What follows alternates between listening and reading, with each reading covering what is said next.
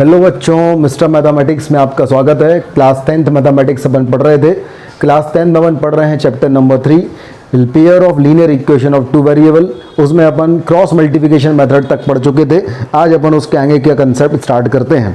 तो ध्यान दीजिए, निकालिए। आप सबसे पहले हम आज करते हैं एनसीईआरटी का सॉल्व एग्जाम्पल नंबर 14। तो निकालिए एनसीईआरटी सॉल्व एग्जाम्पल नंबर 14। पढ़िए जरा सॉल्व एग्जाम्पल नंबर 14। हम आज क्रॉस मल्टीप्लिकेशन मेथड पे बेस्ड क्वेश्चन करेंगे। सॉल्व एग्जाम्पल नंबर 14 में बोला गया है, from a bus stand in Bangalore if we buy 2 ticket to Malleshwaram and 3 ticket to Yeshwantpur, total cost is ₹46। क्या बोला है? 2 ticket to Malleshwaram and 3 tickets to Yeshwantpur. अगर ये अपन लेते हैं तो ये अपने पास कितना हो जाएगा? This cost ₹46। फिर what if we buy 3 ticket to Malleshwaram, we buy 3 ticket to Malleshwaram and 5 ticket to Yeshwantpur, then it cost ₹74। ये हमारे पास क्वेश्चन है। अगर ऐसा है तो find the fare from the bus stand to Malleshwaram and Yeshwantpur. तो एक बार और ये क्वेश्चन पढ़िए। अपन क्या कह रहे हैं? बेंगलोर से अगर हम 2 मल्लेश्वरम की टिकट और 3 यशवंतपुर की टिकट लेते हैं तो टोटल कॉस्ट ₹46 आता है। और अगर हम बेंगलोर से 2 मल्लेश्वरम की और 3 मल्लेश्वरम एंड 5 यशवंतपुर की टिकट लेते हैं, टोटल कॉस्ट ₹74 आता है। तो आपको ये फाइंड आउट करना है कि बेंगलोर टू मल्लेश्वरम और बेंगलोर टू यशवंतपुर का क्या टिकट कॉस्ट होगा। तो अपन स्टार्ट करते हैं। अपन ये बोलते हैं भाई, ये टिकट कॉस्ट टू मल्लेश्वरम अपन X ले लेते हैं and ticket cost to Yeshwantpur अपन ₹Y ले लेते हैं। अब कंडीशन नंबर 1 देखिए। कंडीशन नंबर 1 दिया हमारे पास 2 ticket of Malleshwaram and 3 ticket of Yeshwantpur, cost ₹46। मतलब 2X + 3Y = 46। This is equation number 1। Condition number 2 दी है 3 tickets to Malleshwaram and 5 ticket to Yeshwantpur, cost ₹74। तो यहाँ से आ गया 3X + 5Y = 74। इन दोनों इक्वेशंस को हमें सॉल्व करना है और X और Y की वैल्यू निकालना है, जो कि हमारा आंसर होगा। तो पहले अपन यहाँ तक नोट कर लें। नोट कर लीजिए यहाँ तक, फिर हम X और Y की वैल्यू निकालते हैं। चलिए अब मैं आगे बढ़ रहा हूँ। मेरे पास 2 इक्वेशन आ गई। पहली इक्वेशन मेरे पास है 2X + 3Y = 46। तो मैंने -46 = 0 इक्वेशन नंबर 1 ले लिया। और दूसरी इक्वेशन है 3X + 5Y -74 = 0। This is equation number 2। तो मैं यहाँ पे क्रॉस मल्टीप्लिकेशन मेथड लगाना चाहता हूँ। अगर मैं क्रॉस मल्टीप्लिकेशन मेथड लगाऊंगा तो ये जो पहली वाली इक्वेशन है उसको मैं A1X + B1Y + C1 = 0 से कंपेयर करूंगा। तो A1 की वैल्यू 2 आएगी, B1 की वैल्यू 3 आएगी और C1 की वैल्यू -46 आएगी। और दूसरी वाली इक्वेशन को मैं कंपेयर करूंगा A2X + B2Y + C2 = 0 से। तो हमारे पास A2 की वैल्यू 3 आएगी, B2 की जो वैल्यू है वो 5 आएगी और C2 की वैल्यू -74 आएगी। अब अगर ये वैल्यूज हमारे पास आ गई तो हमारे पास फॉर्मूला होता है x upon something equal to y upon something equal to 1 upon something.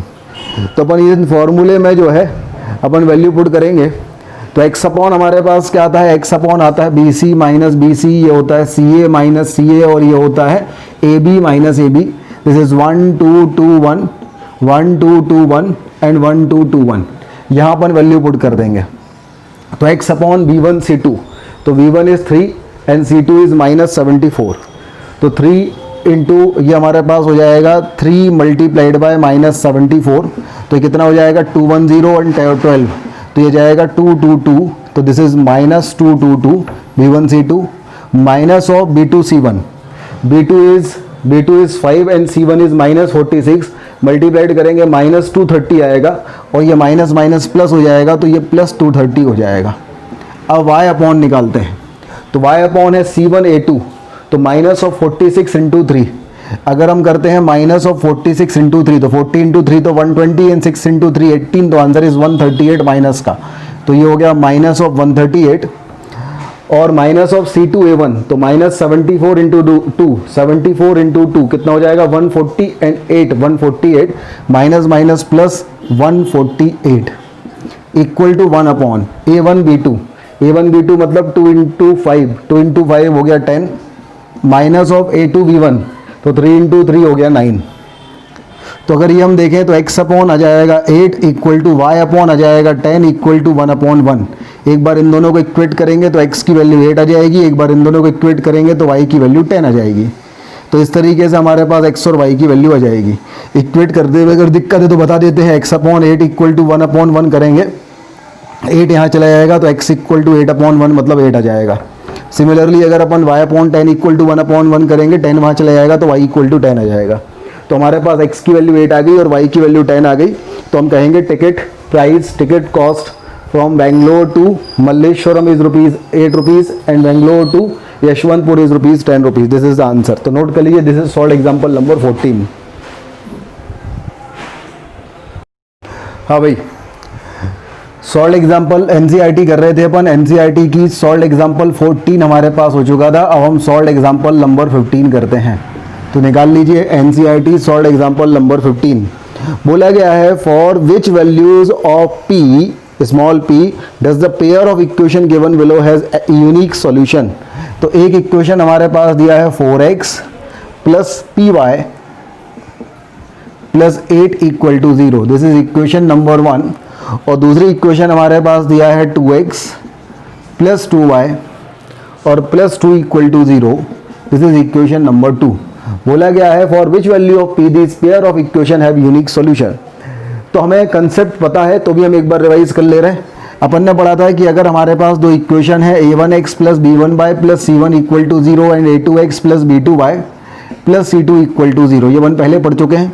अगर हमारे पास होता है a1 upon a2 is not equal to b1 upon b2, ये वाला केस होता है। तो उस कंडीशन में लाइंस हमारे पास कुछ इस तरीके से होंगी, इस तरीके से होंगी, मतलब लाइंस हमारे पास इंटरसेक्टिंग होंगी। और लाइंस हमारे पास इंटरसेक्टिंग होंगी तो हमारे पास जो सॉल्यूशन है वो सॉल्यूशन जो है वो यूनिक होंगे। तो this is the relation between the coefficient that is a1 upon a2 is not equal to b1 upon b2। तो इसका जो ग्राफ होगा वो कैसा होगा, इंटरसेक्टिंग होगा। जो लाइंस होंगी वो कैसी होंगी, इंटरसेक्टिंग होंगी। और जो सॉल्यूशन होंगे वो कैसे होंगे, यूनिक होंगे। और जो इक्वेशन होंगी वो कैसी होंगी, कंसिस्टेंट होंगी। यूनिक सॉल्यूशन और इनफाइनाइट सॉल्यूशन में इक्वेशन कंसिस्टेंट होती है, क्योंकि कंसिस्टेंट इक्वेशन का मतलब होता है एटलीस्ट वन सॉल्यूशन। फिर हमने देखा दूसरा रिलेशन, हमने कहा अगर हमारे पास ऐसा हो जाए a1 upon a2 is equal to b1 upon b2 is not equal to c1 upon c2।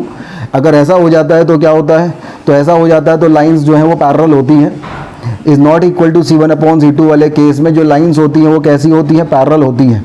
और इस केस में कोई सॉल्यूशन नहीं होगा, वो कभी इंटरसेक्ट ही नहीं करेंगे, तो गाय का सॉल्यूशन नो सॉल्यूशन। और जो इक्वेशन होंगी वो कैसी होंगी, इनकंसिस्टेंट होंगी। इनकंसिस्टेंट का मतलब ही नो सॉल्यूशन होता है। और जब हमारे पास तीसरा केस होता है a1 upon a2 equal to होता है b1 upon b2 equal to होता है c1 अपॉन c2, तो इस कंडीशन में लाइन जो है वो कॉन्सिडेंट होती हैं। कैसी होती हैं, कोइंसिडेंट। और कॉन्सिडेंट लाइंस जो होती हैं तो इस कंडीशन में कैसे सॉल्यूशन होते हैं, इनफाइनाइट सॉल्यूशन होते हैं। और इनफाइनाइट सॉल्यूशन के केस में इक्वेशंस कैसी होती हैं, इक्वेशन कंसिस्टेंट बट डिपेंडेंट होती हैं। कंसिस्टेंट मतलब एटलीस्ट वन सॉल्यूशन, और डिपेंडेंट मतलब एक इक्वेशन दूसरे पे डिपेंड करती है। तो कंसिस्टेंट बट डिपेंडेंट जो है वो केस होता है। तो ये थोड़ी वन पहले ही पढ़ चुके हैं, एक बार जो है मैंने आपको रिवीजन करवा दिया, इसको आप नोट कर लीजिएगा पहले। अब अपन सॉल्व एग्जांपल नंबर 15 करते हैं, पहले स्क्रीनशॉट ले लीजिएगा इसका। अब अपन सॉल्व एग्जांपल नंबर 15 करते हैं। सॉल्व एग्जांपल नंबर 15 में ये हमें pair of linear equation of two variable दिया है और बोला गया है इसका अगर यूनिक सॉल्यूशन हो पी के बारे में आप क्या कह सकते हैं। तो अगर मैं इसको पहली वाली इक्वेशन है, इस पहली वाली इक्वेशन को मैं कंपेयर करता हूँ a1x plus b1y plus c1 equal to 0 से, तो जो a1 है उसकी वैल्यू हो जाएगी 4, b1 की वैल्यू हो जाएगी p और c1 की वैल्यू हो जाएगी 8। अगर मैं दूसरी इक्वेशन को कंपेयर करता हूँ a2x plus b2y plus c2 equal to 0 से, तो a2 की वैल्यू 2, b2 की वैल्यू 2 और c2 की वैल्यू 2 हो जाएगी। अगर ऐसा होता है तो अपन अब a1 अपॉन a2 की वैल्यू निकालेंगे। तो a1 की वैल्यू 4 और a2 की वैल्यू 2 है, तो a1 upon a2 is 4 upon 2 आएगा। b1 अपॉन b2 की वैल्यू निकालेंगे, b1 की वैल्यू p है, b2 की वैल्यू 2 है, तो ये p अपॉन 2 हो जाएगा। अब बोला गया है since the equation has unique solution, so a1 upon a2 is not equal to b1 upon b2, so 2 is not equal to p upon 2, so p is not equal to 4। तो p की value क्या हो सकती है, p की value 4 छोड़ के कुछ भी हो सकती है। So answer of this question is p is not equal to 4 means p can take any real value except 4. This is solved example number 15, note कर लीजिए solve example number 15। Now solve example number 16, NCERT का solve example number 16 अपन कर रहे हैं। बोला गया है कि फॉर व्हाट वैल्यू ऑफ के will the following pair of linear equation has infinite many solution. ये पेयर के इनफाइनाइट मैनी सॉल्यूशन होना चाहिए। पहली इक्वेशन है के x plus 3y minus of के माइनस 3, दूसरी इक्वेशन 12x प्लस के वाई माइनस ऑफ के इक्वल टू 0। इसके इनफाइनाइट मैनी सॉल्यूशन है। इनफाइनाइट मैनी सॉल्यूशन मतलब क्या कंडीशन होनी चाहिए, a1/a2 इज इक्वल टू होना चाहिए b1/b2 इज इक्वल टू होना चाहिए c1/c2। तो अपन इस पहली वाली जो इक्वेशन है उसको अपन सबसे पहले कंपेयर करते हैं a1x plus b1y plus c1 equal to 0 से। तो हमारे पास जो a1 है इसकी वैल्यू k आएगी, जो b1 है इसकी वैल्यू 3 आएगी और c1 की value minus of k minus 3 आएगी। सिमिलरली दूसरी वाली इक्वेशन को हम कंपेयर करते हैं a2x plus b2y plus c2 equal to 0 से। तो जो a2 है उसकी वैल्यू 12 आएगी, जो b2 है उसकी वैल्यू k आएगी, जो c2 है उसकी वैल्यू माइनस k आएगी। अब हमने a1/a2 की वैल्यू निकाली तो a1 इज k और a2 is 12, b1/b2 is 3/k and c1/c2 is minus of k minus 3 minus k। तो यहाँ से हमारे पास k/12 equal to 3/k equal to k minus 3/k, ये हमारे पास एक रिलेशन आया। अब हमें क्या करना है, हमारे पास ये तीन है, तीन पार्ट में से कोई भी दो पार्ट ले और k की वैल्यू निकाल लें। k की जो वैल्यू निकालेंगे वो वापस ऊपर यहाँ पुट करके देखेंगे, अगर वो तीनों को सेटिस्फाइड करता है, मतलब उससे अगर ये रिलेशन वैलिड होता है तो हमारा जो k का वैल्यू हमने निकाला है वो हमारा आंसर होगा, अन्यथा आंसर नहीं होगा। तो मैंने इन दोनों को इक्वेट किया, अगर मैंने इन दोनों को इक्वेट किया तो k/12 इक्वल टू 3/k, तो k² इक्वल टू 36 आ गया। तो k की वैल्यू प्लस माइनस 6 आएगी, ठीक है। अब k की वैल्यू प्लस माइनस 6 आ गई, कौन सी वैल्यू आंसर होगी वो अपन को निकालना पड़ेगा। तो पहले यहाँ तक नोट कर लीजिए। अच्छा ये चीज़ तो क्लियर है, अगर k² इक्वल टू 36 है तो k की जो वैल्यू होती है वो प्लस माइनस √36 होती है, मतलब प्लस माइनस 6 होती है। अगर किसी को इसमें समस्या है तो वो ऐसा कर सकता है k² माइनस 36 इक्वल टू 0, इसे 6² लिखेगा तो k minus 6 into k plus 6 equal to 0। एक बार इसको 0 पुट करेगा तो k इक्वल टू 6 आएगा, एक बार इसको 0 पुट करेगा तो k इक्वल टू माइनस 6 आएगा। तो यहाँ तक नोट कर लीजिए। पहले यहाँ तक अपन ने k की दो वैल्यू निकालनी, एक +6 और एक -6। आई होप आप लोगों ने पहले वीडियो रोक के इसको नोट कर लिया होगा और मैं आगे बढ़ रहा हूँ। अब हमें ये दोनों वैल्यूज चेक करनी पड़ेगी, कौन सी वैल्यू इस रिलेशन को सेटिस्फाइड कर रही है। तो हमारे पास जो रिलेशन है वो है k/12 equal to 3/k equal to k minus 3/3। सबसे पहले मैं इसमें पुट करता हूँ k इक्वल टू -6, तो ये जाएगा -6/12, यह जाएगा 3/-6 एंड -6 माइनस 3/3, तो ये जाएगा -1/2 और ये भी -1/2, लेकिन ये -3, -6 -3 -9/3 क्या गया -3। तो ये तीनों इक्वल नहीं है, तीनों इक्वल नहीं है तो k इक्वल टू -6 जो होगा वो रिजेक्ट हो जाएगा, तो रिजेक्टेड लिखा देंगे अपन यहाँ पे। फिर मैं k की वैल्यू रखता हूँ क्या +6, यह नोट कर लिया होगा आप लोगों ने, मैं आगे बढ़ रहा हूँ। अब मेरे पास जो ये रिलेशन है, ये रिलेशन मेरे पास है k/12 equal to 3/k equal to k minus 3/3। यहाँ पे मैं पुट कर देता हूँ k इक्वल टू 6, तो ये जाएगा 6/12 equal to 3/6 equal to 6 minus 3/3। तो 6/12 तो 1/2 आ गया, 3/6 ही 1/2 आ गया, और ये हमने क्या किया 3/3, तो 3/3 तो 1 आ गया। देखिए ज़रा, अगर अपन यहाँ पे वैल्यू रखते हैं k माइनस 3/3 में, तो हमारे पास जो है k की वैल्यू क्या आ गई, k इक्वल टू हमारे पास आ गया 6, तो 1/2 equal to 1/2 equal to this.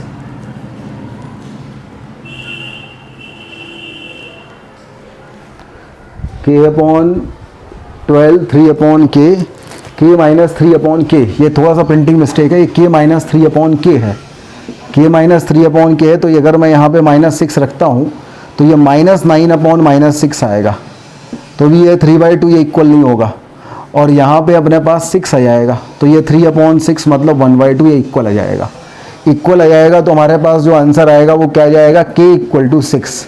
तो हमारा answer is k equal to 6। Note कर लीजिए, this is solved example number 16। हम स्टार्ट करते हैं एनसीईआरटी की एक्सरसाइज 3.5।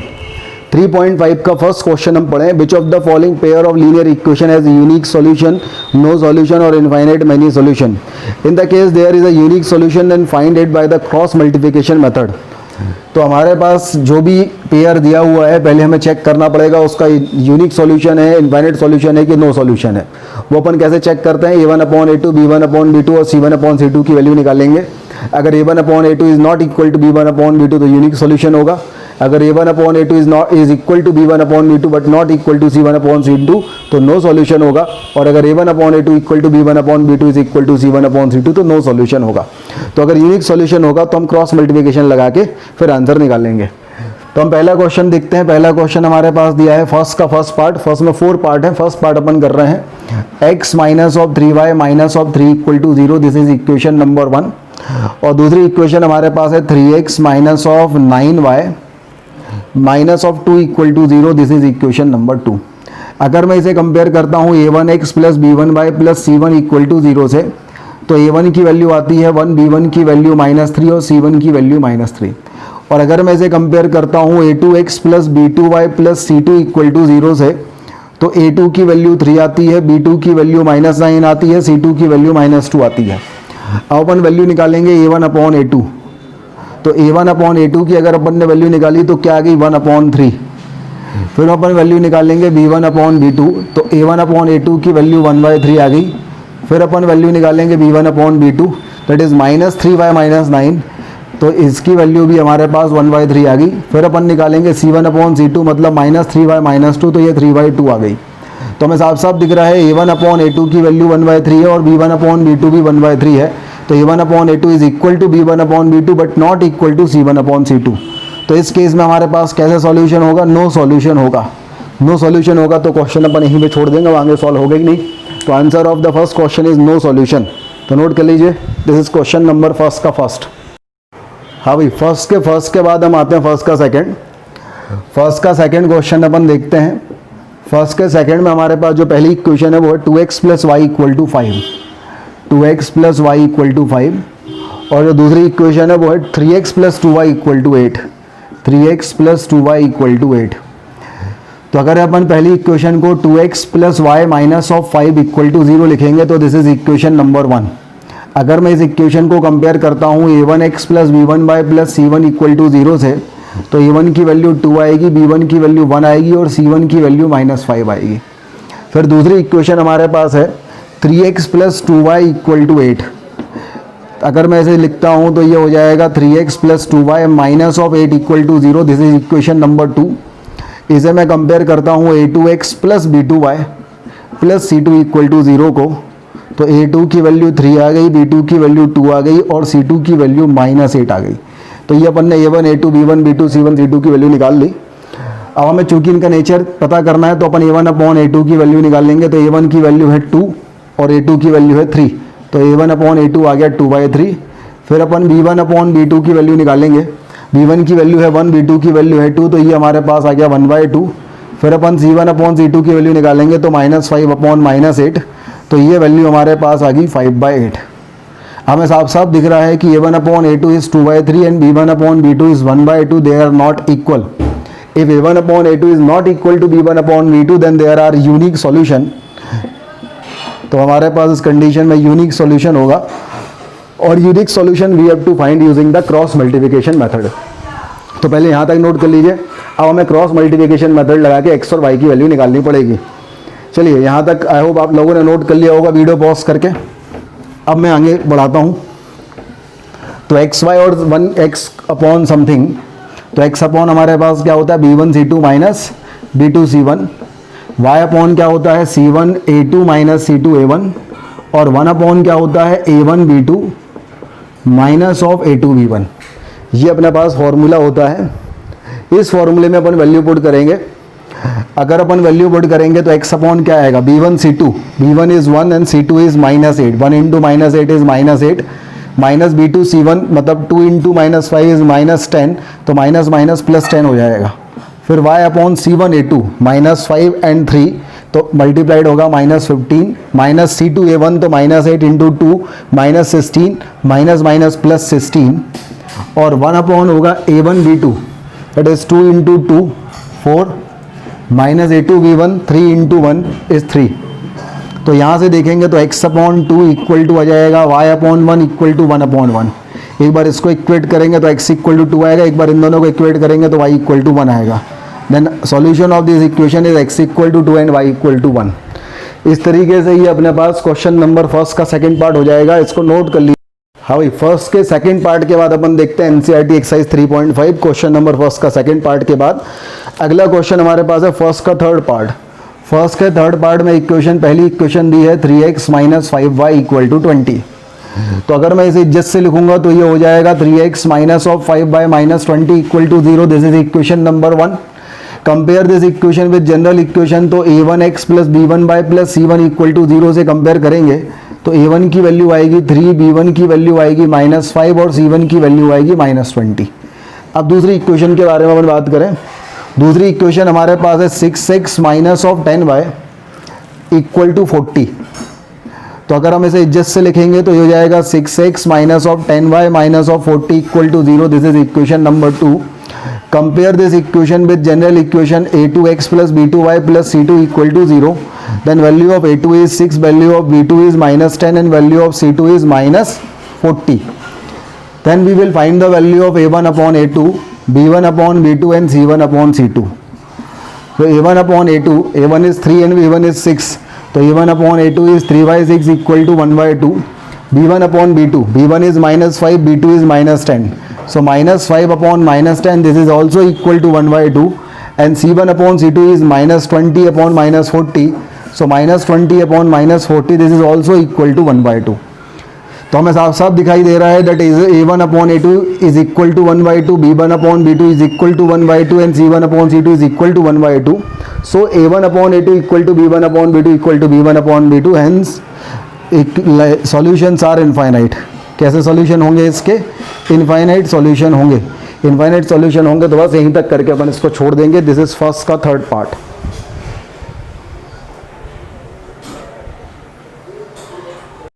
हाँ भाई, क्वेश्चन नंबर फर्स्ट के थर्ड पार्ट के बाद क्वेश्चन नंबर फर्स्ट का फोर्थ पार्ट देखिए। फर्स्ट के फोर्थ पार्ट में हमसे बोला गया है एक इक्वेशन है x minus 3y minus 7 equal to 0। ये इक्वेशन नंबर 1 है। अगर मैं इसे कंपेयर करता हूँ जनरल इक्वेशन से a1x plus b1y plus c1 equal to 0 से, तो a1 की वैल्यू आती है 1, b1 की वैल्यू -3 एंड c1 की वैल्यू -7। फिर दूसरी इक्वेशन अगर अपन देखें तो दूसरी इक्वेशन हमारे पास है 3x minus of 3y minus of 15 equal to 0। This is equation number 2। अगर इसे कंपेयर करते हैं a2x plus b2y plus c2 equal to 0 से, तो a2 की वैल्यू है 3, b2 की वैल्यू है -3 और c2 की वैल्यू है -15। ये अपन ने वैल्यू निकाली है। अब अपन वैल्यू निकालेंगे a1 अपॉन a2 की, फिर अपन वैल्यू निकालेंगे b1 अपॉन b2 की, फिर वैल्यू निकालेंगे c1 अपॉन c2 की। a1 अपॉन a2 की अगर वैल्यू देखें तो क्या है, a1 इज 1, a2 इज 3, मतलब a1 upon a2 is 1/3। b1 is -3 and b2 is -3, तो b1 upon b2 is 1। c1 is -7, c2 is -15, तो c1 upon c2 is 7 upon 15। साफ साफ दिख रहा है a1 upon a2 is 1/3, b1 upon b2 is 1 and c1 upon c2 is 7/15। So a1 upon a2 is not equal to b1 upon b2 and this is not equal to c1 upon c2। अगर ये वाला case है तो हमारे पास क्या होगा, unique solution होगा। और यूनिक सॉल्यूशन होगा तो हमें क्रॉस मल्टीप्लिकेशन मेथड का यूज़ करके इसका सॉल्यूशन निकालना पड़ेगा। तो पहले आप यहाँ तक नोट कर लीजिए। चलिए, आई होप आप लोगों ने यहाँ तक वीडियो पॉज करके नोट कर लिया होगा। अब अपन क्रॉस मल्टीप्लिकेशन मेथड लगा के वैल्यू पुट करके आंसर निकालते हैं। तो फॉर्मूला होता है x upon b1 c2 minus b2 c1 equal to होता है y upon c1 a2 minus c2 a1, c1 a2 minus of c2 a1 and 1 upon a1 b2 minus of a2 b1। हम यहाँ पे value put कर दें x upon b1 c2 -3 and -15 plus 45 minus b2 c1 and -7 and -3 -21 y upon c1 a2 -7 into 3 -21 minus c2 a1 -15 into 1 -15, तो minus plus 15 1 upon a1 b2 1 into -3 is -3 minus a2 b1, तो 3 into -3 -9 minus plus 9 तो ये हमारे पास कितना जाएगा, ये आ गया 24 x upon 24 y upon -6 and 1/6। इन दोनों को इक्वेट करेंगे तो x की वैल्यू आ जाएगी 24/6, तो x इक्वल टू 4, और इसको इक्वेट करेंगे तो y इक्वल टू -6/6, तो y इक्वल टू -1। तो solution of this equation is x equal to 4 and y equal to -1। तो नोट कर लीजिए भाई, इस तरीके से ये अपने पास क्वेश्चन नंबर फर्स्ट का फोर्थ भी हो गया। क्वेश्चन नंबर फर्स्ट के फोर्थ के बाद क्वेश्चन नंबर 2 देखते हैं। क्वेश्चन नंबर 2 में दो पार्ट हैं। फर्स्ट पार्ट देखते हैं अपन सेकंड का फर्स्ट। अब सेकंड के फर्स्ट पार्ट में बोला गया है कि for which values of a and b does the following pair of equation has infinite number of solutions. बहुत ही आसान है, इनफाइनाइट नंबर ऑफ सॉल्यूशन बताना है। पहली इक्वेशन है 2x + 3y = 7। इज्जत से लिखेंगे तो हो जाएगा 2x + 3y - 7 = 0। This is equation number 1। और दूसरी इक्वेशन हमारे पास है a - b × x plus a + b × y, a + b × y equal to 3a + b - 2, 3a + b - 2। तो ये हमारे पास हो जाएगा a - b × x प्लस हो जाएगा a + b × y minus of 3a + b - 2। This is equation number 2। अब अगर इसे अपन कंपेयर करते हैं a1x + b1y + c1 = 0 से, तो a1 की वैल्यू है 2, b1 की वैल्यू है 3 और c1 की वैल्यू है -7। इसे अगर अपन करते हैं कंपेयर a2x + b2y + c2 = 0 से, तो a2 की वैल्यू है a - b, b2 की वैल्यू है a + b और c2 की वैल्यू है -3a + b - 2। अब बोला गया है, अपन लिखेंगे since this equation has infinite many solution. ये आपको लिखना पड़ेगा, लिख लेना ये line, since this equation has infinite many solution, so a1/a2 = b1/b2 = c1/c2 होना चाहिए। a1/a2 is 2/a - b, b1/b2 is 3/a + b and c1/c2 is -7 of 3a + b - 2। Minus minus cancel हो जाएगा। अब इन तीन ये रिलेशन का यूज़ करके हमें a और b में दो इक्वेशन बनानी है और a और b का आंसर निकालना है। तो पहले यहाँ तक नोट कर लीजिए, फिर अपन आगे बढ़ते हैं। चलिए यहाँ तक नोट कर लीजिए पहले। आई होप आप लोगों ने यहाँ तक नोट कर लिया होगा। आओ अपन आगे बढ़ते हैं। अब आप ऐसा करें, इस फर्स्ट वाले को, इन दोनों को पहले नंबर अपन इक्वेट कर देते हैं। तो ये अपने पास आ जाएगा 2/a - b = 3/a + b। तो ये 2 यहाँ चले जाएगा तो हो जाएगा 2a + 2b = 3a - 3b। तो 3a - 2a हो जाएगा a और 2b + 3b हो जाएगा 5b। तो ये अपने पास जो है इक्वेशन नंबर 3 हो गई। a और b में जो है एक इक्वेशन निकाल ली। अब मैं फर्स्ट वाले को लास्ट वाले के इक्वेट कर देता हूँ। तो हमारे पास आ जाएगा 2/a - b, minus minus cancel हो जाएगा तो 7/3a + b - 2। तो ये अपने पास आ जाएगा 2 × 3a + b - 2 = 7 × a - b। तो ये हो जाएगा 6a + 2b - 4 = 7a - 7b।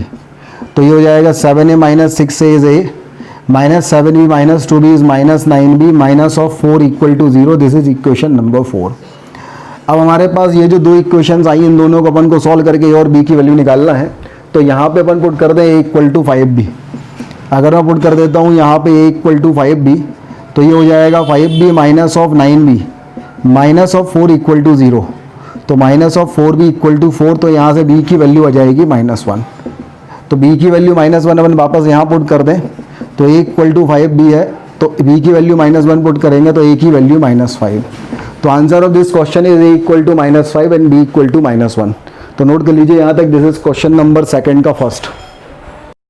हाँ भाई, सेकंड के फर्स्ट के बाद अपन आते हैं सेकंड का सेकंड। सेकंड का सेकंड देखिए, सेकंड के सेकंड में हमसे क्या बोला गया है कि भाई for which value of k the following equation has no solution. No solution.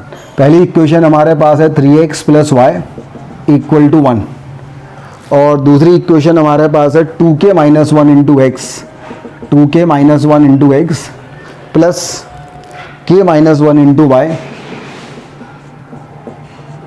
= 2k + 1। तो अगर हम इसे इज्जत से लिखेंगे तो ये हो जाएगा 3x + y - 1 = 0। This is equation number 1।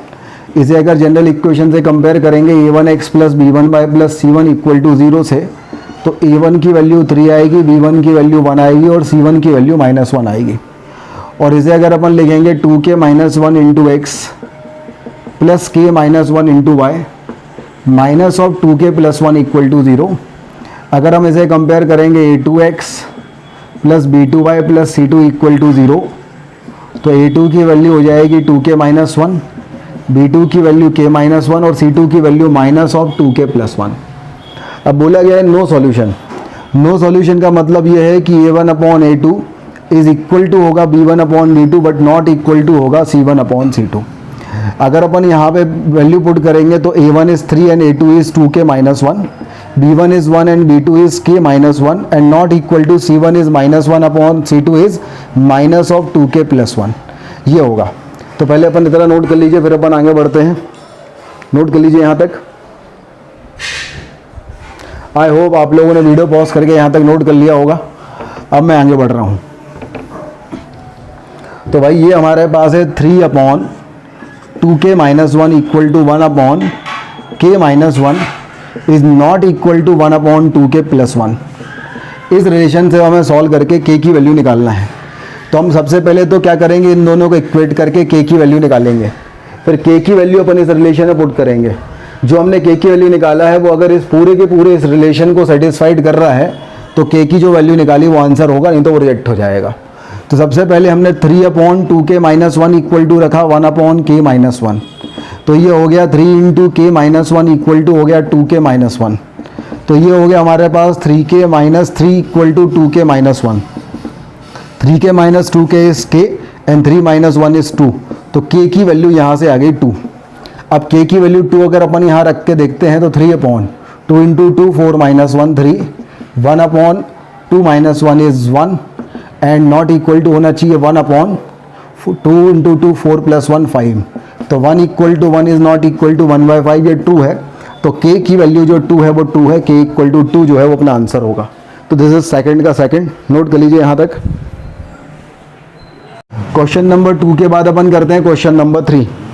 Question number 3 में है solve the following pair of linear equation by the substitution and cross multiplication method. भाई ये तो बहुत बिगड़ाल आसान क्वेश्चन हो गया। ये हमारे पास है 8x plus 5y equal to 9 और दूसरा हमारे पास हो गया 3 plus 3x plus 2y equal to 4। इन दोनों इक्वेशन को सब्स्टिट्यूशन से भी सॉल्व करो और क्रॉस मल्टीप्लिकेशन से भी सॉल्व करो। बहुत बिगड़ाल आसान है, बन जाएगा सॉल्व करते। इसको मैं नहीं करवा रहा हूँ सॉल्व, आगे बढ़ता हूँ मैं। चलिए अपन आगे बढ़ते हैं। क्वेश्चन नंबर 4 का फर्स्ट, तो एंड डाल लीजिए भाई। क्वेश्चन नंबर 4 का फर्स्ट, ये कुछ अच्छे क्वेश्चन हैं, पढ़े जाइए। इसको क्या लिखा है, the part of monthly hostel charges is fixed and remaining depend on the number of days one has taken food in the mess. मतलब क्या है भाई कि अगर आप कोई हॉस्टल में रुकते हो तो हॉस्टल क्या कर रहा है, एक तो फिक्स चार्ज ले रहा है पर मंथ की भाई 5,000 रुपये महीने तो रुकने का लगेगा भाई आपका। और आप जितने टाइम भी खाना खाओगे, एक टाइम खाने का 100 रुपये आपका खाने का लगेगा। हाँ थोड़ी महंगी है, ठीक है, कोटा वाली है। तो अपन ऐसा करते हैं, तो आगे बढ़े। आगे लिखा है कि आप part of monthly hostel fees is fix. Monthly hostel fees fix है कि भाई ये इतना x रुपीज़ पर मंथ जो है आपको हॉस्टल फीस लगेगा। और remaining depend on the number of days one has taken food in the mess.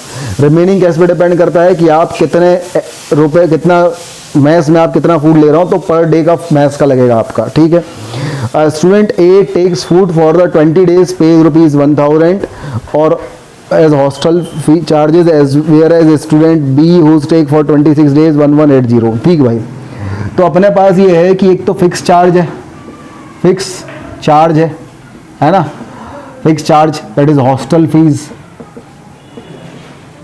और दूसरा चार्ज पर डे है, चार्ज पर डे ये है मैस फीस। ठीक है, अपन ये कहें अगर फिक्स चार्ज हमारे पास x रुपीज़ है और चार्ज पर डे जो है वो y रुपीज़ पर डे है। ठीक है, अगर ये कहानी है तो बोला गया है कि भाई 20 दिन के बंदे को 1000 रुपये लग गए, तो फॉर 20 डेज अगर अपन बात करें, अगर 20 दिन बंदा रुकना चाहता है हॉस्टल में तब क्या होगा। बड़ी सस्ती हॉस्टल सी लग रही है, 20 दिन के 1000 रुपये। अगर 20 दिन के 1000 रुपये लग गए तो भाई पहले नंबर तो उसे जैसे ही 20 दिन रुका, पहले दिन अंदर एंट्री हुआ, बोले भाई एक काम करो तुम पहले नंबर तो x रुपये तो दे दो हॉस्टल के चार्ज, और 20 दिन के आपके पास एक दिन का y रुपीज़, तो 20 डेज़ का 20 y रुपीज़ ये मैथ्स का चार्ज हो गया। ये टोटल क्या जो कॉस्ट है वो 1000 रुपीज़ है। This is equation number 1। फिर बोला ये आगे बढ़े कि बी एक बंदा था वो 26 डेज का और 1180 1180 रुपीज़ दिए। तो फॉर 26 डेज़ के बारे में जब बात करी तो ये 26 डेज़ में x तो फिक्स अमाउंट लग गया और एक दिन का y रुपीज़ लग रहा था, तो 26 डे का 26 y लग गया और इसका टोटल वैल्यू 1180 रुपीज़ था। This is equation number 2। तो इक्वेशन नंबर 1 और इक्वेशन नंबर 2 अपन को मिल गई। इन दोनों इक्वेशन को आपको सॉल्व करके जो है x और y की वैल्यू निकालनी है। अच्छा, अब इसमें जो है अगर आप क्वेश्चन नंबर 4 इज्जत से पढ़ें तो उसमें लिखा है बाय एनी एल्जेब्रिक मेथड, किसी भी एल्जेब्रिक मेथड से निकालो, जरूरी नहीं है कि आप क्रॉस मल्टीप्लिकेशन से ही निकालो, तो जो मेथड आपको सुंदर लगती है उससे आप निकाल सकते हो। तो पहले नंबर अपन यहाँ तक नोट कर लें, फिर तो बहुत ही विकराल आसान टाइप के सवाल होते हैं ये कि अगर x + 26y की वैल्यू 1180 इक्वेशन नंबर 1 है और x + 20y की वैल्यू हमारे पास 1000 ये इक्वेशन नंबर 2 है, तो इन दोनों इक्वेशन में x का कोफिशिएंट सेम है, तो डायरेक्ट एलिमिनेशन करें, सब्ट्रैक्शन कर दें, तो ये प्लस का माइनस प्लस का माइनस प्लस का माइनस ये कैंसिल हो गया। 6y की वैल्यू आ गई हमारे पास 180, तो y की वैल्यू 180/6 मतलब 30 रुपीज़। तो 30 रुपये पर दिन केवल मैथ्स का खाना है भाई साहब, जितना खाओ 30 रुपये बचाओ, 30 रुपये। अब x की वैल्यू निकालने के लिए आप इक्वेशन नंबर 1 में y की वैल्यू पुट कर दें तो x की वैल्यू आ जाएगी। तो नोट करो भाई पहले यहाँ तक की कहानी। चलो, आई होप आप लोगों ने यहाँ तक नोट कर लिया होगा। अब हम आगे की दुकानदारी बढ़ाते हैं। हमें निकालना है किसकी वैल्यू, x की वैल्यू। तो हमने इक्वेशन नंबर 1 ले ली। इक्वेशन नंबर 1 में हमने पुट कर दिया y की वैल्यू, y = 30 रखा, तो ये हो गया x 20 × 30 = 1000। तो 20 × 30 कितना हो गया 600। तो x की वैल्यू कितनी होगी 400 रुपीज़। बड़ी सस्ती हॉस्टल है, 400 रुपये महीने का रहना है और 30 रुपये दिन का खाना है। तो x की वैल्यू 400 रुपीज़ और y की वैल्यू 30 रुपये। नोट कर लीजिए, दिस इज 4th का फर्स्ट। चलो भाई, 4th के फर्स्ट के बाद अपन आते हैं 4th का सेकंड पार्ट। पढ़ो भाई क्या लिखे अंग्रेजी में, बोला फ्रैक्शन। देखो शुरुआती फ्रैक्शन से कर दी उसने। A fraction becomes 1/3 when 1 is subtracted from the numerator, खत्म, and it becomes 1/4 when 8 is added to the denominator. Find the fraction. तो देखो भैया ऐसा है, अपन को निकालना है फ्रैक्शन। अब फ्रैक्शन में तो न्यूमरेटर अपॉन डिनोमिनेटर होता है, तो न्यूमरेटर अपन x मान लेते हैं और डिनोमिनेटर जो है अपन y मान लेते हैं। तो फ्रैक्शन क्या हो गया x/y, जिसकी वैल्यू अपन को निकालना है। अब अपन आगे बढ़े। पहली कंडीशन दी है fraction becomes 1/3 when 1 is subtracted from the numerator. जब न्यूमरेटर में से 1 सब्ट्रैक्ट कर दें, डिनोमिनेटर को वही का वही रहने दें, तो फ्रैक्शन 1/3 हो जाता है। अब न्यूमरेटर x है तो x - 1/y की वैल्यू क्या आ जाएगी 1/3। क्रॉस मल्टीप्लाइड कर दें तो ये 3 वहाँ चला जाएगा, तो 3x - 3 = y, तो ये जाएगा 3x - y - 3 = 0। This is equation number 1। ये इक्वेशन नंबर 1 हो गई। फिर आगे बढ़े, बोला गया it becomes 1/4 when 8 is added to its denominator. Numerator को कुछ नहीं करते हैं, डिनोमिनेटर में अगर 8 ऐड कर देते हैं तो ये 1/4 हो जाएगा। यही कहा है ना, 8 becomes 1/4 when 8 is added to its denominator। Numerator को कुछ ना करो, डिनोमिनेटर में 8 ऐड कर दो तो फ्रैक्शन 1/4 हो जाएगा। अब न्यूमरेटर है x और डिनोमिनेटर है y, तो x/y + 8 = 1/4। तो यहाँ से हमारे पास 4x की वैल्यू हो जाएगी y + 8, तो इक्वेशन हो जाएगी 4x - y - 8 = 0। This is equation number 2। तो पहले अपन यहाँ तक नोट कर लें भाई, यहाँ तक आपने नोट कर लिया। अब हम इन दोनों को क्वेश्चन को सॉल्व करके x और y की वैल्यू निकालना है। वीडियो पॉज करके यहाँ तक नोट कर लिया आपने, मैं आगे बढ़ रहा हूँ। अब हमारे पास ये 2 इक्वेशन हमें प्राप्त हो चुकी हैं, जिनको सॉल्व करना बहुत विकराल आसान लग रहा है, क्योंकि पहली दोनों में जो y का कोफिशिएंट है वो सेम है। एक है 3x - y - 3 = 0 और एक है 4x - y - 8 = 0। सब्ट्रैक्ट कर देंगे तो माइनस प्लस प्लस ये दोनों कैंसिल, -x और +5 = 0। तो x की वैल्यू तो अपने पास 5 आ जाएगी। x की वैल्यू 5 अपन यहाँ इक्वेशन नंबर 1 में पुट कर देते हैं। x = 5, तो 5 × 3 15, 15 - 3 = 12, तो y की वैल्यू आ जाएगी 12। y की वैल्यू 12 आ गई, तो फ्रैक्शन था x/y, x/y मतलब 5/12। ये फ्रैक्शन हो गया, ये आंसर आ गया। तो इस तरीके से ये अपने पास जो है सेकंड पार्ट इसका हो गया, 4th का सेकंड। नोट कर लीजिए भाई। 4th के सेकंड पार्ट के बाद आओ 4th का थर्ड पार्ट। अब फोर्थ का जो थर्ड पार्ट है उसमें क्या कहा गया, पढ़ते हैं अपन। बोला गया भाई साहब फोर्थ का थर्ड पार्ट कि Yash score 40 marks in a test getting 3 marks for the right answer and losing 1 marks for the wrong answer. और आगे बोला गया है had 4 marks and be awarded for each correct answer and 2 marks has been deducted for the each incorrect answer. Yash would have scored 50 marks. How many questions were there in the test? तो भैया ऐसा है, बंदा जो है कुछ question तो correct करके आया है ना, और कुछ क्वेश्चन इनकरेक्ट करके आया है। इसमें ये नहीं कहा गया कि कुछ छोड़ के आया है। मान लीजिए उसने x क्वेश्चंस जो हैं वो करेक्ट किए हैं और y क्वेश्चंस जो हैं वो इनकरेक्ट किए हैं, ये कहानी है। बोला गया है कि जब करेक्ट क्वेश्चन करने पे उसे 3 मार्क्स मिलेंगे, मतलब +3 मार्क्स मिलेंगे करेक्ट क्वेश्चन करने पर, और इनकरेक्ट क्वेश्चन करने पे 1 मार्क डिडक्ट होगा, मतलब -1 मार्क्स मिलेंगे इनकरेक्ट क्वेश्चन करने पे। तो टोटल मार्क्स कितना होगा, करेक्ट क्वेश्चंस में x करेक्ट क्वेश्चन में कितने मार्क्स हो जाएंगे 3x, और y इनकरेक्ट क्वेश्चन में कितने मार्क्स लूज करेगा -y, इतने मार्क्स हो जाएंगे। और ये जो मार्क्स उसे दिए हुए हैं वो कितने दिए भाई, ये दिए हैं 40 marks. These are the 40 marks, this is equation number 1। फिर अपन आगे बढ़े। बोला गया है कि अगर 4 marks awarded for the correct answer, अगर ऐसा हो कि जो करेक्ट हैं, करेक्ट करने पर उसे +4 मार्क्स मिलते हों, and 2 deducted for the incorrect answer, incorrect question करने पर उसे -2 मार्क्स मिलते हों, तो कितने मार्क्स मिलेंगे। तो भाई एक क्वेश्चन करने पे +4 मिलते हैं, x करेक्ट हैं तो 4x मार्क्स मिलेंगे, और एक क्वेश्चन गलत करने पे -2 मिलते हैं, y गलत है तो -2 मार्क्स मिलेंगे। और ये जो टोटल मार्क्स हैं किसके इक्वल हैं, ये टोटल मार्क्स जो हैं वो 50 मार्क्स के इक्वल हैं। तो this is equal to 50, this is equation number 2। अब इन दोनों इक्वेशन को सॉल्व करके आपको x और y की वैल्यू निकालना है। अब ये सॉल्व करते आपसे बन जाएगा, सॉल्व करके x और y की वैल्यू निकालना है। टोटल नंबर ऑफ जो क्वेश्चंस होंगे वो कितने होंगे, x + y होंगे। x + y की वैल्यू आपको निकालना है, दिस इज द क्वेश्चन। तो नोट कर लीजिए, दिस इज फोर्थ का थर्ड पार्ट। ये बहुत ही आसान, आप आगे का सॉल्व कर लेंगे अब इसको, है ना।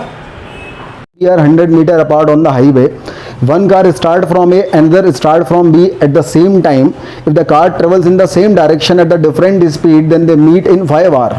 If they travel towards each other, then they meet in 1 hour. Then what are the speeds of the 2 car? बहुत ही आसान है। बोला गया है कि भाई हमारे पास एक A है, एक B है ना। A, B 2 प्लेस हैं। इन 2 प्लेसेस के बीच का जो डिस्टेंस है ये कितना है, 100 किलोमीटर है। अब एक कार हमारे पास है, यहाँ से चलना स्टार्ट करती है कार 1, इसकी स्पीड अपन ले लेते हैं x किलोमीटर/आवर है। एक कार यहाँ से चलना स्टार्ट करती है कार 2, इसकी स्पीड अपन ले लेते हैं y किलोमीटर/आवर है। अब दोनों इस तरफ चलती हैं तो ये आगे जाके ऑब्वियस है इस पॉइंट C पे कहीं मिलेंगी। तो इस पॉइंट C पे जब ये मिलती हैं तो कितने घंटे बाद मिलती हैं, इस पॉइंट C पे दे मिलती हैं, कितने, क्या लिखा है भाई, they meet in after 5 hours. ये 5 घंटे बाद इस वाले C पॉइंट पे मिलती हैं। तो अपन सबसे पहले ऐसा करते हैं, लेट अपन कार C1 की स्पीड ले लेते हैं और कार C2 की स्पीड ले लेते हैं, कार A की speed of car eight A ये अपन ले लेते हैं x किलोमीटर/आवर, and speed of car eight B ये अपन ले लेते हैं y किलोमीटर/आवर। अब देखो भाई ये जो है 5 घंटे बाद यहाँ पे मिल गए, मतलब A से जो कार स्टार्ट हुई थी वो 5 घंटे में कहाँ तक पहुँची, यहाँ तक पहुँची। तो A से जो कार स्टार्ट हुई थी वो 5 घंटे में डिस्टेंस क्या कवर कर रही है, AC कवर कर रही है। तो AC हमारे पास क्या है, AC हमारे पास है distance covered by car A in 5 hour. 5 घंटे में कार A द्वारा जो डिस्टेंस कवर किया गया है वो, डिस्टेंस क्या होता है, स्पीड इनटू टाइम। स्पीड कितनी है x और टाइम कितना है 5। तो AC की वैल्यू हमारे पास 5x किलोमीटर आ गई। और जो ये वाली कार थी B वाली कार 5 घंटे में यहाँ से यहाँ तक कवर करेगी, यहाँ से यहाँ तक कवर करेगी, मतलब ये हो जाएगा BC। तो BC हमारे पास क्या है, BC हमारे पास है distance covered by car B, distance covered by car B in 5 hour. तो डिस्टेंस क्या होता है, स्पीड इनटू टाइम। स्पीड क्या है y और टाइम क्या है 5। तो ये हमारे पास आ गया 5y किलोमीटर, ये हमारे पास आ गया BC। अब बात ये है कि ये जो है ये BC है और ये हमारा ये AC है और ये BC है, और ये डिस्टेंस कितना है हमारे पास 100 है। तो अगर मैं AC माइनस BC करूँगा तो क्या बचेगा, 100 बचेगा। तो हमारे पास एक रिलेशन आ गया A C minus B C equal to 100, A C हमारे पास है 5x minus of 5y equal to 100, 5 से डिवाइड कर देंगे तो x minus y equal to 20, this is equation number 1। तो ये अपने पास इक्वेशन नंबर 1 आ गई, अपन यहाँ तक नोट कर लें सबसे पहले, ठीक है। अब इक्वेशन नंबर 1 के बाद अपन देखें आगे की कहानी। आगे फिर वही स्थिति है जो पहले हो रही थी कि हमारे पास ये वाला पॉइंट ए है और ये वाला पॉइंट हमारे पास बी है, और ए से बी का जो डिस्टेंस है वो 100 किलोमीटर है। ए से एक कार स्टार्ट हो रही है C1, इसकी स्पीड है x किलोमीटर पर आवर, और बी से एक कार स्टार्ट हो रही है C2, इसकी स्पीड है y किलोमीटर पर आवर। अब ये दोनों सेम डायरेक्शन, अपोजिट डायरेक्शन में जा रहे हैं, तो ये 1 घंटे बाद मिलते हैं। 1 घंटे बाद मान लीजिए ये यहाँ पे कहीं मिल गया, मान लीजिए ये वाला पॉइंट अपन ने E ले लिया, E पॉइंट पे मिलेगा। कितने टाइम बाद मिलेंगे? ये 1 आवर बाद, आफ्टर 1 आवर ये यहाँ मिलेंगे। तो अगर ये डिस्टेंस में देखूंगा AE, तो AE हमारे पास क्या होगा? AE हमारे पास होगा distance covered by car A, कितने टाइम में? 1 घंटे में। तो 1 घंटे में अगर हमें डिस्टेंस निकालना है तो डिस्टेंस क्या होता है? Speed into time. स्पीड कितनी है? x, और टाइम कितना है? 1, तो x इंटू 1 कितना हो गया? x kilometre. तो AE की वैल्यू कितनी होगी? x kilometre. सिमिलरली B यहाँ से चलेगा तो यहाँ तक आएगा BE तक। तो व्हाट इज BE?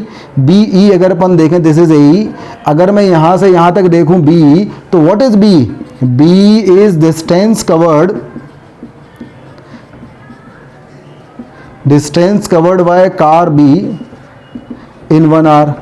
अब डिस्टेंस क्या होता है? Speed into time. स्पीड कितनी है? x, और टाइम स्पीड कितनी है इसकी? y, और टाइम कितना है? 1, तो डिस्टेंस कितना हो गया हमारे पास? y kilometre.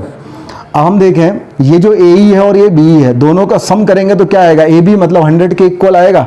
तो हमारे पास यहाँ से जो रिलेशन आ गया, ये रिलेशन हमारे पास आ गया AB plus BE equal to 100। तो हमारे पास ये आ गया x plus y equal to 100। तो ये इक्वेशन नंबर 2 हो गई। इसके पहले हमारे पास क्या हो गया था? x minus y equal to 20, this is equation number 1। इन दोनों इक्वेशन को अपन सॉल्व करके x और y की वैल्यू निकाल लेंगे, वही हमारा आंसर है। तो बन जाएगा इस तरीके से, फोर्थ का फोर्थ पार्ट हो जाएगा। नोट कर लीजिए यहाँ तक। If we increase the length by 3 unit and the width by 2 unit, area increase by 67 square unit, find the dimension of the rectangle. तो अपन ऐसा करते हैं, अपन जो लेंथ है उसको अपन ले लेते हैं x यूनिट, जो विड्थ है इसको अपन ले लेते हैं y यूनिट। तो इनिशियली जो एरिया था वो एरिया हमारे पास क्या हो जाएगा? लेंथ इंटू विड्थ मतलब x into y unit square. सबसे पहली बात तो ये है।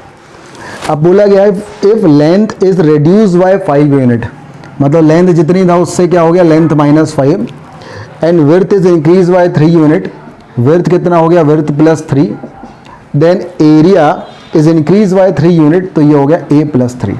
तो लेंथ हमारे पास था x माइनस 5, विड्थ हमारे पास था y plus 3, and area is x into y plus 3। तो ये हो जाएगा x into y plus x into 3 is 3x minus of 5 into y minus of 15 equal to x y plus 3। X y से x y cancel हो गया, तो ये हमारे पास हो गया 3x minus of 5y minus of 18 equal to 0। This is equation number 1। तो दिस इज इक्वेशन नंबर 1। एक बार और देख लीजिए।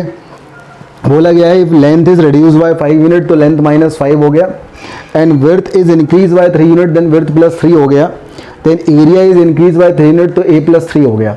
तो ये हो गया x minus 5 into y plus 3 equal to x y plus 3। तो ये हो गया एक्स वाई, और प्लस हो गया हमारे पास x into 3x minus of 5y minus of 15 equal to x y plus 3। X y cancel, तो 3x minus 5y minus 15 minus 3 is minus 18 equal to 0। This is equation number 1। अब अपन आगे बढ़े। फिर हमसे बोला गया है अगली लाइन में if length is we increase length by 3 units. Length को कितना इंक्रीज किया गया? If we increase length by 3 units and width by 2 units, width by 2 units, then area is increased by 67 units, area is increased by 67 units। तो ये हो जाएगा x plus 3 into हो जाएगा y plus 2 equal to x y plus 67। तो ये आ जाएगा x y plus हो जाएगा 2x plus 3y plus 6 equal to x y plus 67। ये एक्स वाई कैंसिल हो जाएगा, तो हो जाएगा 2x plus 3y plus 6 minus 67 equal to 0। तो हो जाएगा 2x plus 3y minus 61 equal to 0। This is equation number 2। अब ये हमारे पास इक्वेशन नंबर 1 और इक्वेशन नंबर 2 आ गया। इन दोनों को अपन सॉल्व करेंगे तो हमारे पास x और y की वैल्यू आ जाएगी। तो पहले यहाँ तक नोट कर लीजिए, this is equation number 1 and equation number 2।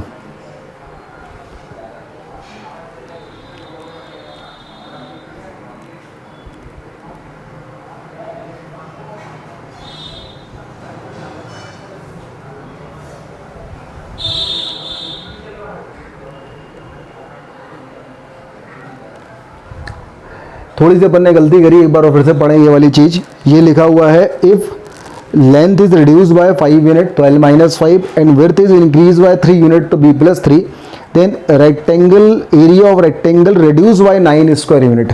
तो this is reduce by 9 square unit, तो दिस इज -9। और ये -9 है तो ये -9 यहाँ आएगा तो +9, तो -15 प्लस 9 की वैल्यू हमारे पास क्या जाएगी, -6। तो दिस इज इक्वेशन नंबर 1, है ना। Area of rectangle get reduce by 9 unit, तो area of rectangle get reduce by 9 unit, ये -9। If it's length is reduce by 5 unit L-5 and width is increase by 3 unit B+3। इसको solve किया तो ये equation number 1 आ गई और ये equation number 2 आ गई। इन दोनों इक्वेशन को अपन सॉल्व करके x और y की वैल्यू निकालेंगे। तो पहले अपन यहाँ तक नोट कर लीजिए, फिर अपन आगे बढ़ते हैं। तो इक्वेशन नंबर 1 हमारे पास है 3x minus of 5y minus 6 equal to 0, और इक्वेशन नंबर 2 हमारे पास है 2x plus 3y minus of 61 equal to 0। इन दोनों इक्वेशन को अपन किसी भी मेथड से सॉल्व कर सकते हैं। मैं क्रॉस मल्टीप्लिकेशन मेथड से अगर सॉल्व करता हूँ तो x अपॉन क्या आएगा, x के अपॉन में नहीं लिखेंगे और ये वाला इसमें डायगोनल चलता है, तो 5 इंटू 61, तो माइनस माइनस तो प्लस हो जाएगा, 5 इंटू 61 305, माइनस 6 इंटू 3 माइनस 18, तो माइनस माइनस प्लस 18 हो जाएगा। अब y अपॉन, इसमें उल्टा डायगोनल चलता है ये वाला, तो -6 इंटू 2 हो जाएगा -12, माइनस 61 इंटू 3, तो माइनस माइनस प्लस हो जाएगा और ये हमारे पास आ जाएगा 183 इक्वल टू 1 अपॉन, इसमें फिर सीधा डायगोनल चलता है तो 3 इंटू 3 हो जाएगा 9, minus minus minus plus 5 into 2 हो जाएगा 10, तो ये हमारे पास आ जाएगा। तो x अपॉन हमारे पास कितना जाएगा, ये हमारे पास हो जाएगा 18 प्लस 5 कितना होता है भाई 23, तो ये जाएगा 323, और ये हमारे पास आ जाएगा 1 और ये जाएगा 71, ये जाएगा हमारे पास 171 और ये जाएगा 1/19। अब इनको अपन इक्वेट करेंगे तो x की वैल्यू हमारे पास आ जाएगी 323/19 और y की वैल्यू हमारे पास आ जाएगी 171/19। तो दीज आर द वैल्यूज़, तो इनको अपन निकाल लेंगे सॉल्व करके। तो x की वैल्यू अपन ने क्या निकाली है, x की वैल्यू हमारे पास है 323/19, तो 323/19, तो इसकी वैल्यू आ जाएगी 17। So the value of x is 17 and 171/19 करेंगे तो वैल्यू हो जाएगी 9। So value of y equal to 9, तो y की वैल्यू जो है वो 9 यूनिट आएगी और x की वैल्यू 17 यूनिट आएगी। This is the answer. तो बच्चों इस तरीके से ये अपन ने जो है NCERT आज सॉल्व किया, exercise 3.5 and solve example, cross multiplication वाले सभी क्वेश्चन अपन कर चुके हैं। 10th क्लास में, नेक्स्ट क्लास में अपन मिलते हैं आगे के कंसेप्ट के साथ। चलिए मिलते हैं नेक्स्ट क्लास में, धन्यवाद।